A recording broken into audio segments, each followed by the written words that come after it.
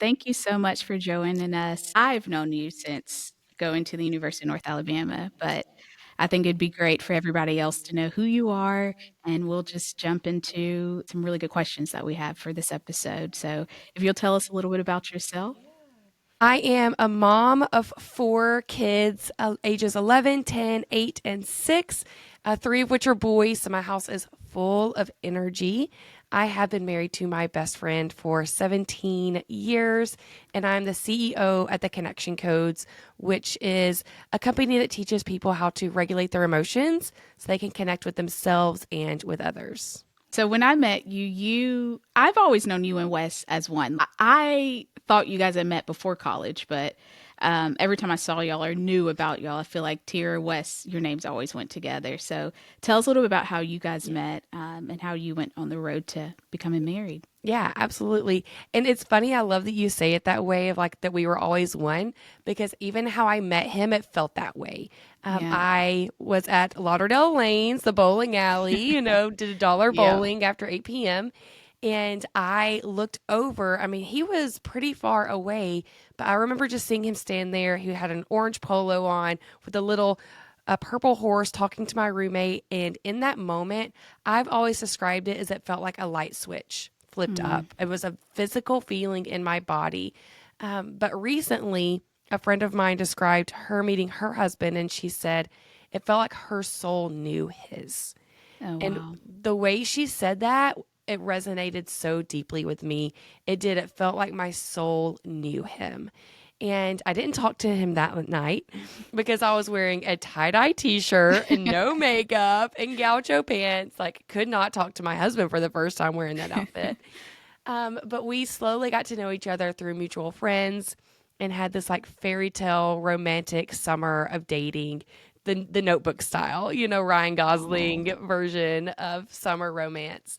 But ultimately, I was 19 at the time and I had a lot of unhealed childhood wounds. I had been abandoned by my father at an early age and very much was in my era of I don't need a man, like, don't help me with anything. And he and I ultimately broke up at the end of that summer, which was great because it gave me that year. I met my biological father. I did a lot of healing in that time until we got back together. And when we got back together, I knew he will not get back with me unless he knows that I'm his wife. Like, Oh. he knows where I stand. So we got back together and we're married a year later. Oh, that's so beautiful. Yeah. Your relationship with your father, it sounds like it kind of helped you open up more. What would you say was different from the first time you dated was to the second time? I would say that my entire life, I didn't fully know who I was. When you don't know one of your parents, there's a part of you that feels like either I'm not good enough or there's just this missing link in your Mhm. story.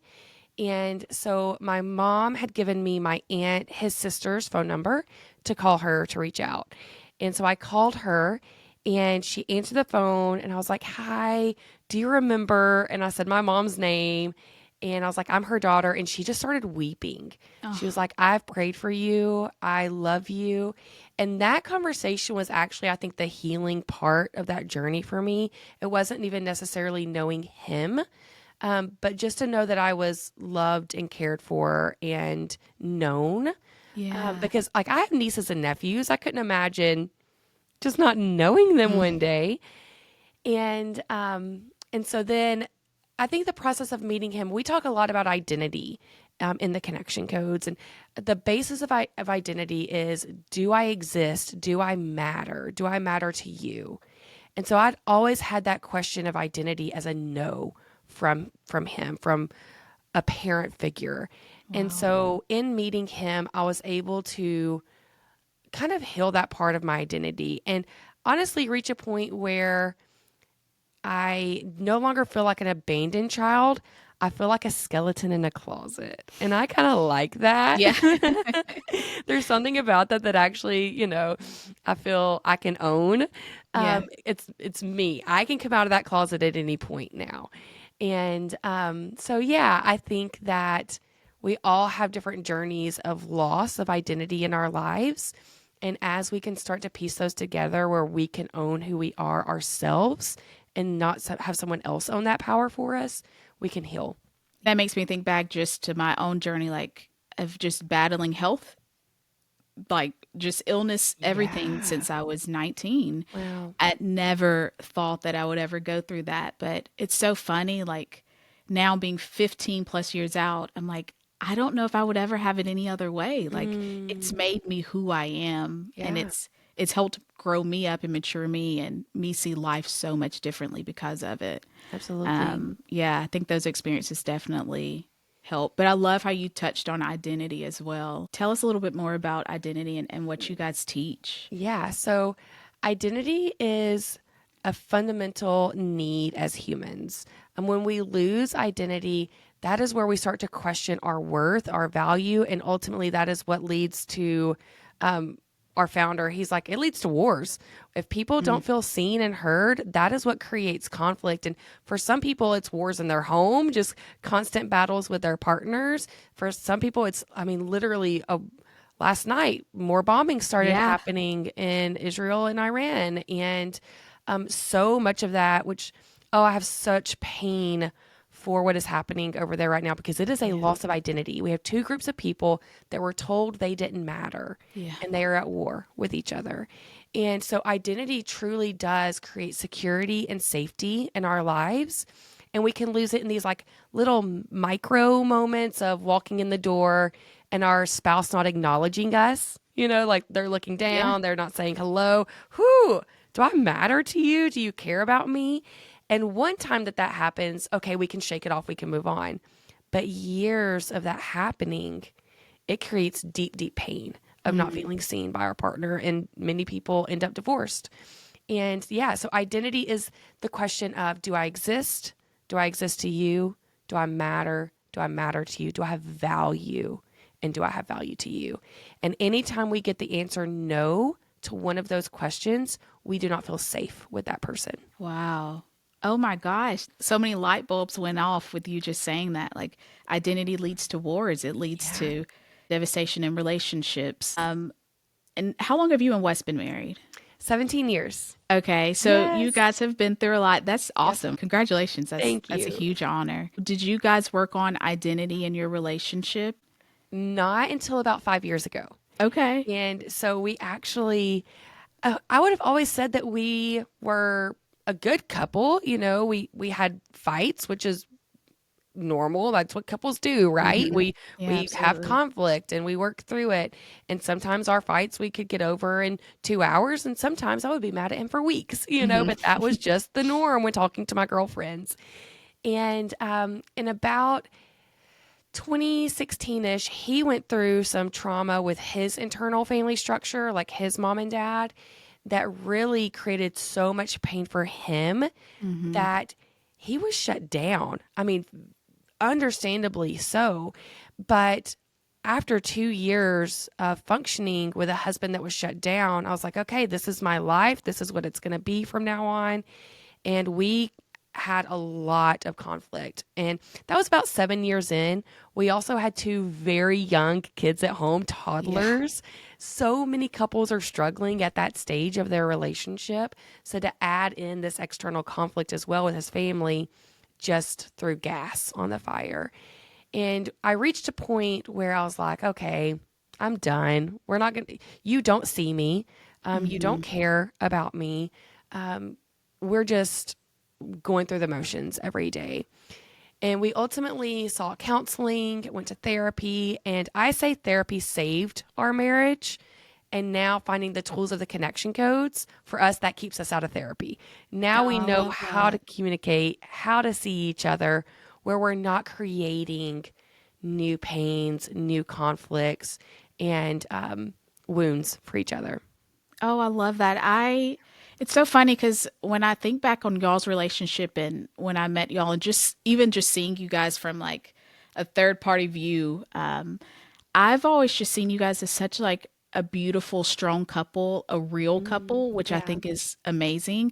And you really remind me a lot of my parents that have been married Oh, for almost 40 years now. Actually, I think it's been 40 wow. years. Yeah. But it's just your relationship reminds me of theirs so much of this the love that's there. Like Mm, Wes truly loves you. he You can does. see the passion in it. Yeah. It's really beautiful to watch. But you definitely remind me a lot of my parents and who are Oh, still married today. I Yeah. love that. I Yeah. It's love that. awesome to see y'all's relationship. Thank you. Yeah, Wes is a partner.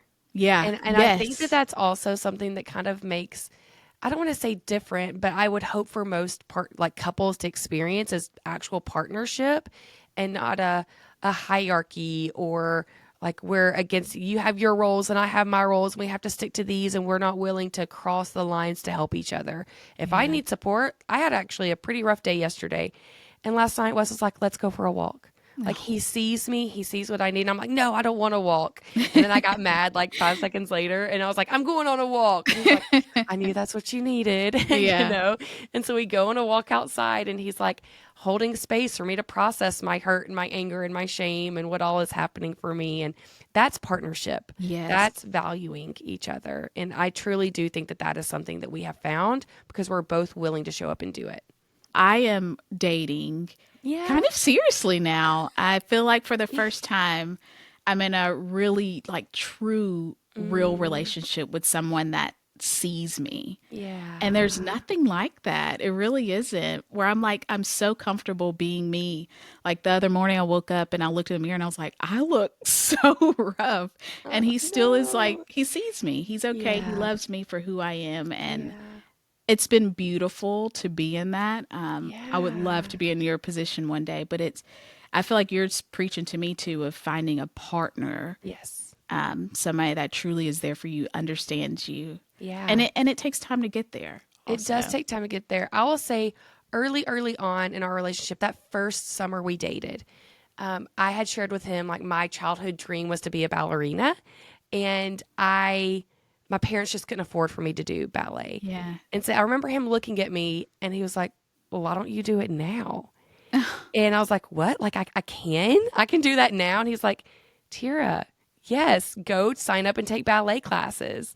Ended up breaking up during that year, but I signed up and I, as a 19-year-old, took ballet classes with a bunch of 11 and 12-year-old girls oh, every week. And I had the full recital and the tutu and everything.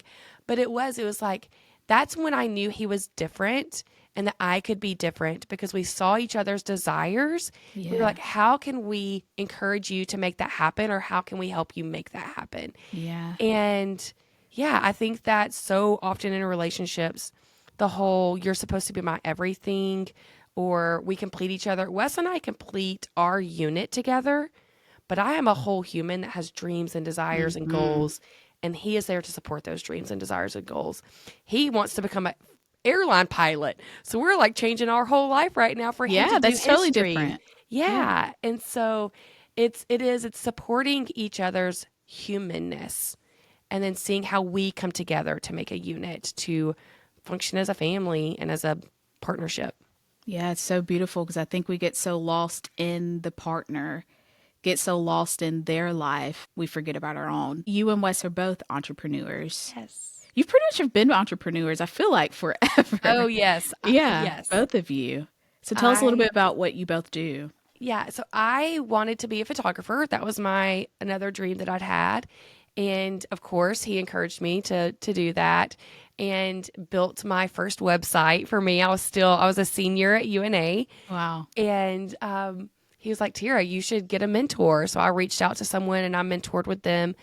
And next thing I know, I'm sitting in my college apartment where I have two other roommates, and one of my sorority sisters and her dad came over, and I baked them chocolate chip cookies. They sat on my couch, and I sat in the floor, and I pitched them on me shooting her wedding. No way. Yes. And honestly, I look back to that, and I think, that man, that dad, for him to have said yes to me is wild. Wild. And luckily for them, I booked a couple of more weddings before I shot her, so I had some more practice in. Yeah. But yeah, I started out shooting weddings, and then Wes and I, because weddings are it's an amazing job. You get to work, you choose what Saturdays you want to work essentially, and you can travel the rest of the time.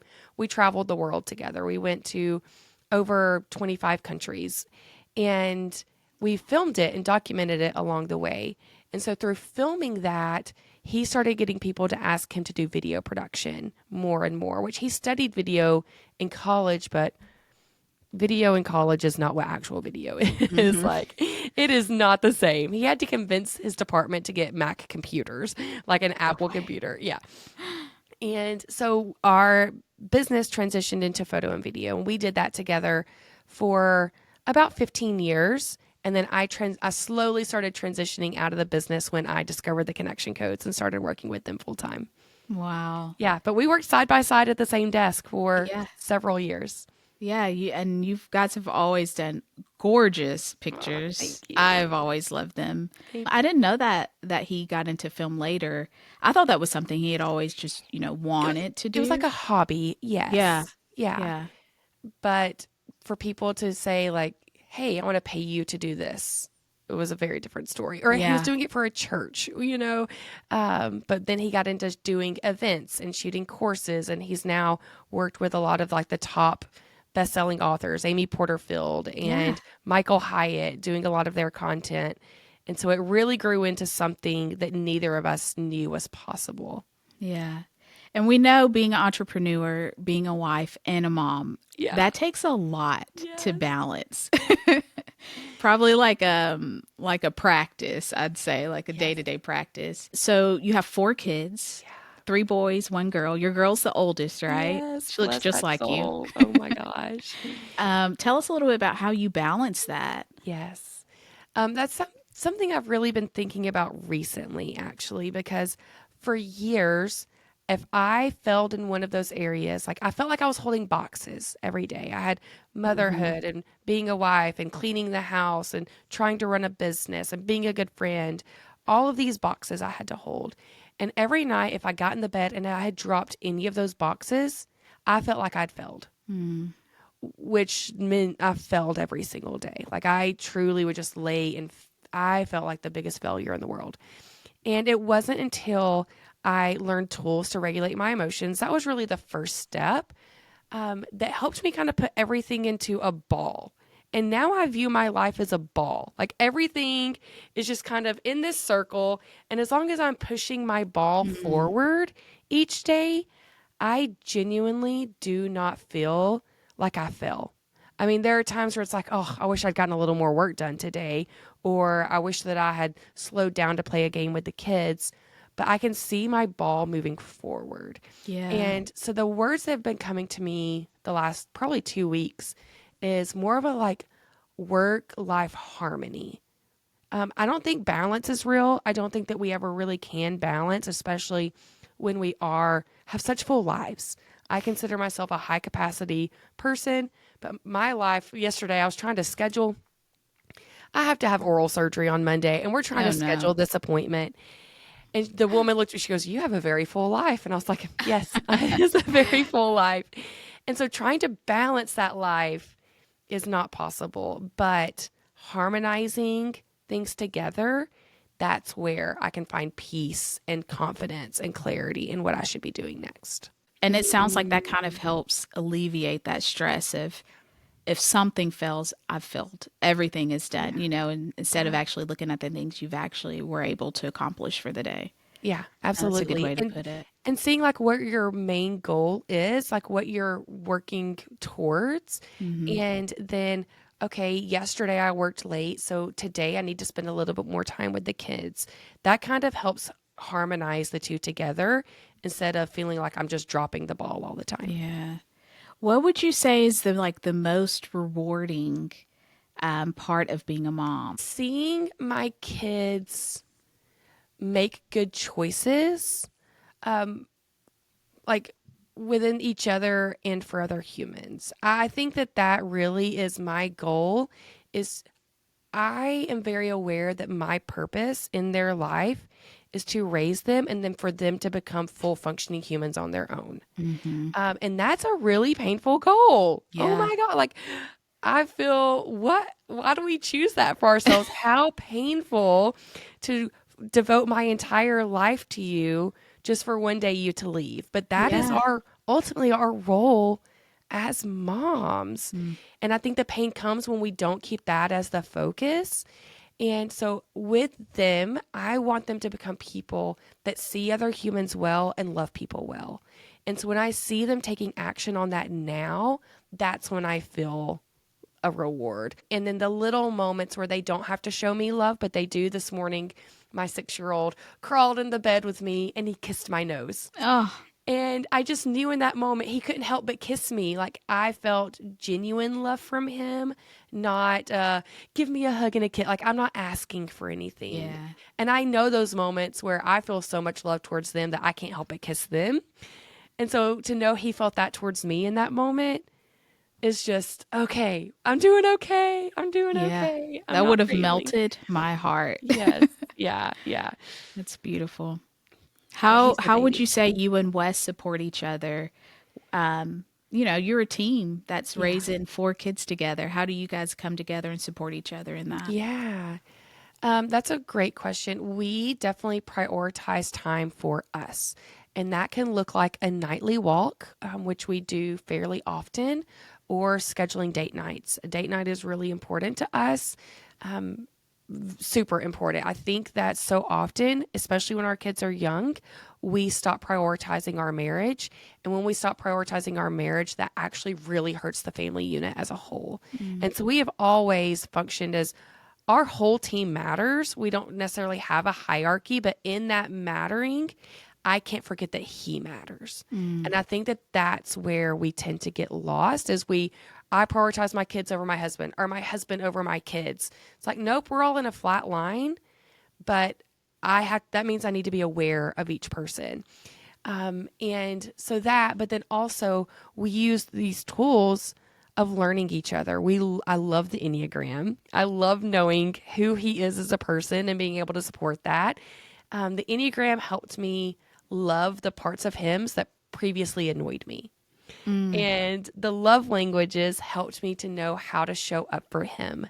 And then the connection codes helped me learn how to communicate with him so he feels seen and valued.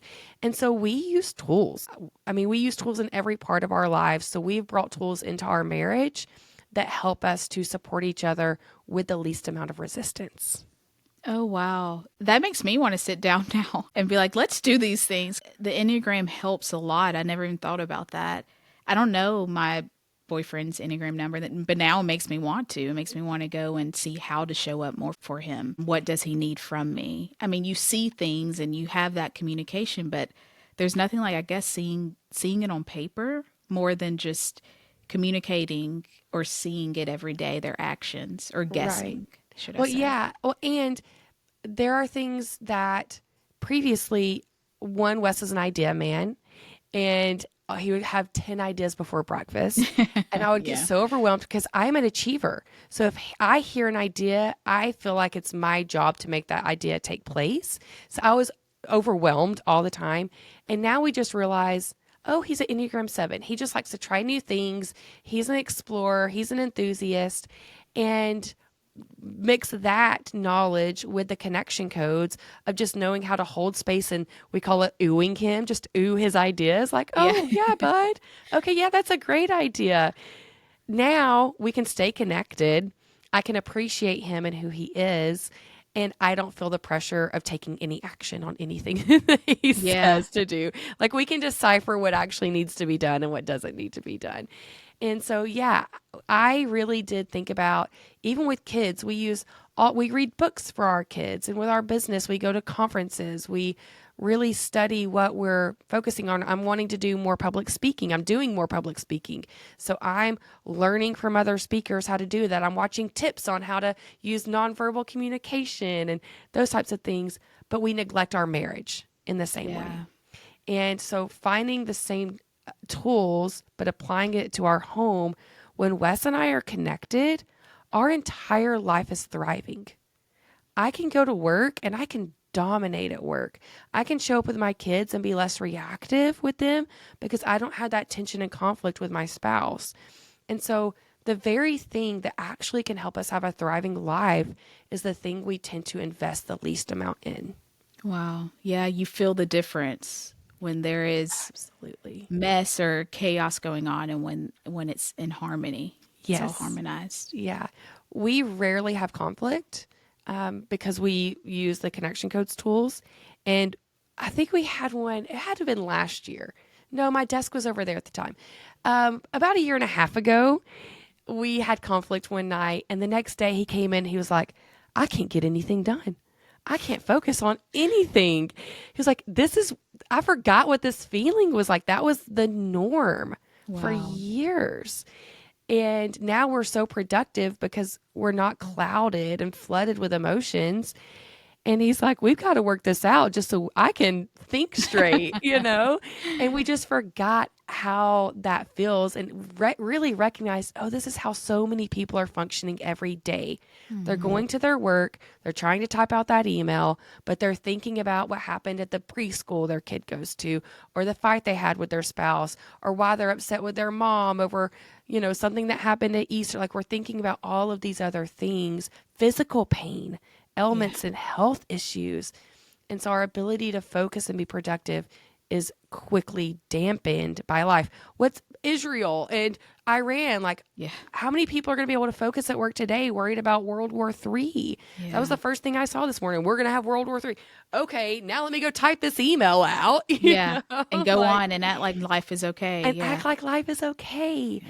And so really learning how to regulate, to communicate with each other has changed everything for our. Yeah, that made me think also just about like people that are in a regular 9 to 5 job, and how you can tell when someone's Oh yeah. having a bad day, Oh yeah. and they bring all of that to work. Yes. What would you say to somebody that's in that position, that's like trying to figure out how not to bring all of their life Mm, and chaos to work? yeah. Where do they start?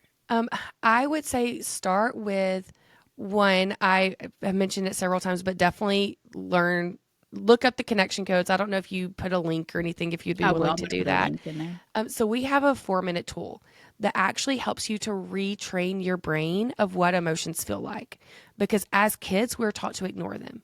So if you think about a kid falls on the sidewalk, his leg is bleeding, our reaction as a parent is, you're okay. Because we know our kid is okay. We want to reassure them that they're okay. But hurt, fear, shame, all of these emotions are actually firing in their brain at that time. Mhm. And we're telling them to ignore those emotions from a good heart, from a good place. And so there are several times in our life where we learn to ignore what our body is trying to send us. But emotions are signals. They are messengers that are there to guide us into action. The purpose of emotion is to create motion.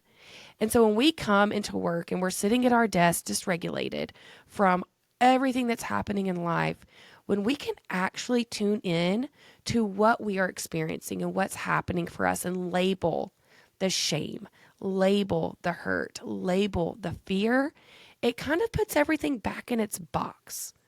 I picture a dysregulated brain like spaghetti noodles all wrapped up, intertwined with each other. It feels like chaos Yeah. happening. But when we can process it as, oh, I feel shame that I have to spend money at the oral surgeon on Monday, and oh, I just feel so much shame that I didn't take care of my teeth well enough.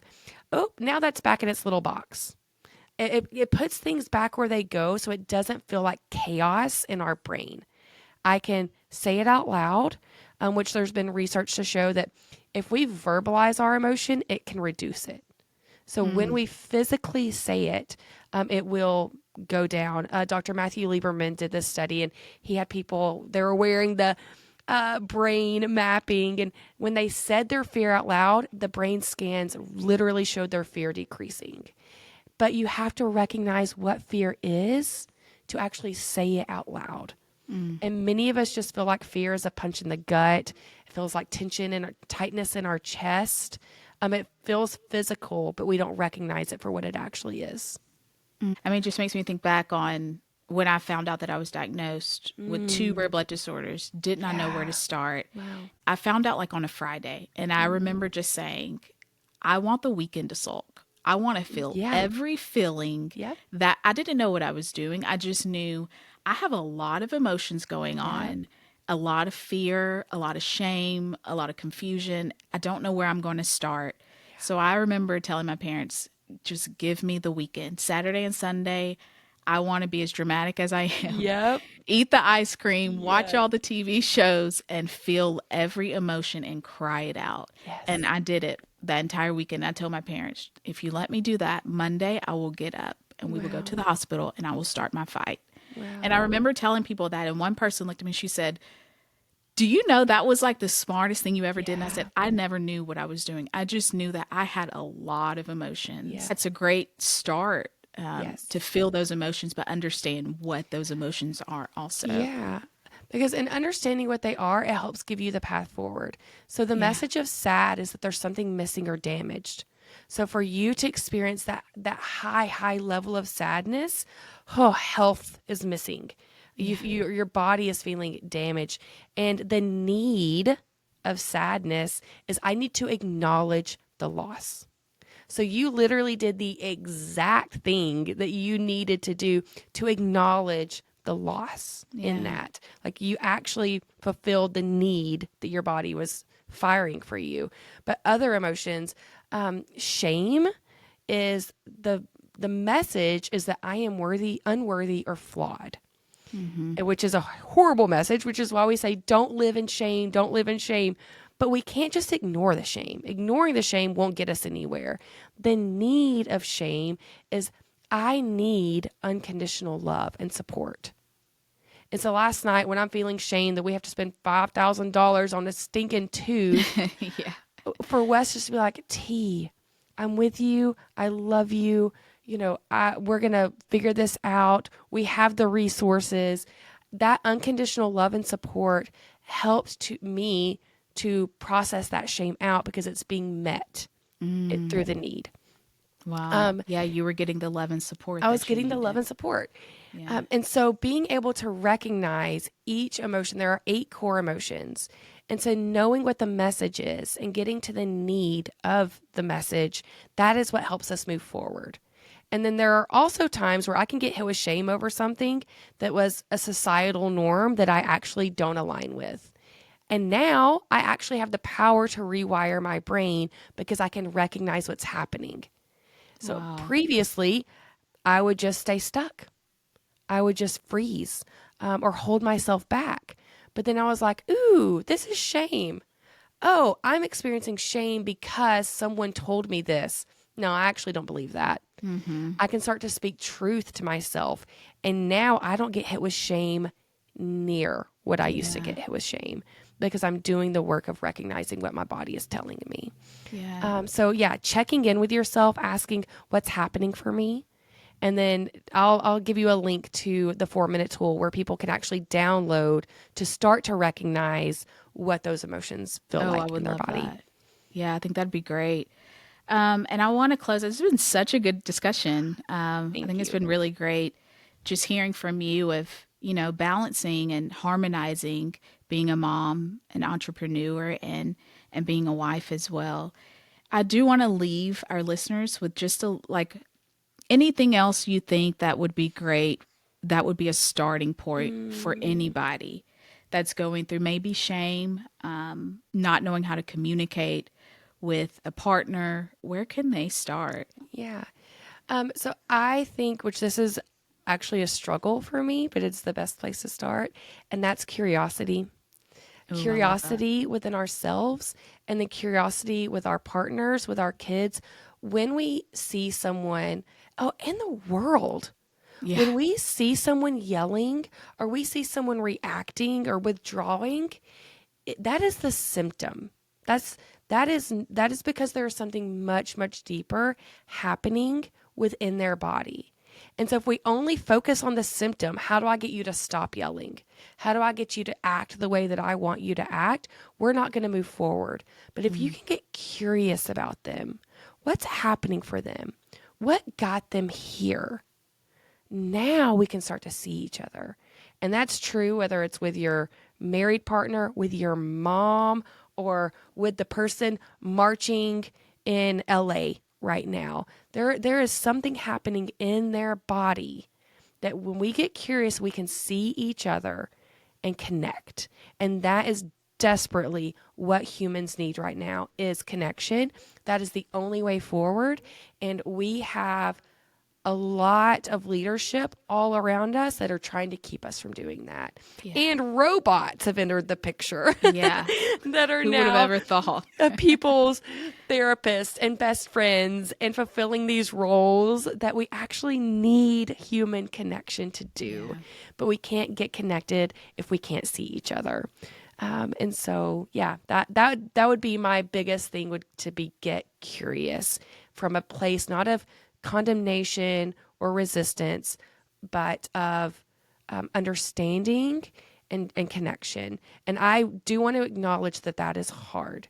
There are people that I have a lot of pain with because of things that they believe that I do not support. It is hard to get curious about people that you feel are making decisions that hurt other people. Yeah. But ultimately, they are going to continue to hurt other people if we can't get curious about them. Yeah. So I'm not saying it's easy, but that is what we need to do. I love that. That's a great ending of being curious. Yeah, getting curious. Thank you so much for this conversation, Tara. Thank you. Totally enjoyed it. And then we'll put the links and everything to connection codes, and any other links, we'll put them in the description box. Yeah, our below as podcast well. link, that's also a great place to Yes. start to learn more. Yes, and we'll put all of that down there. Thank you again so much for joining us. Thank you.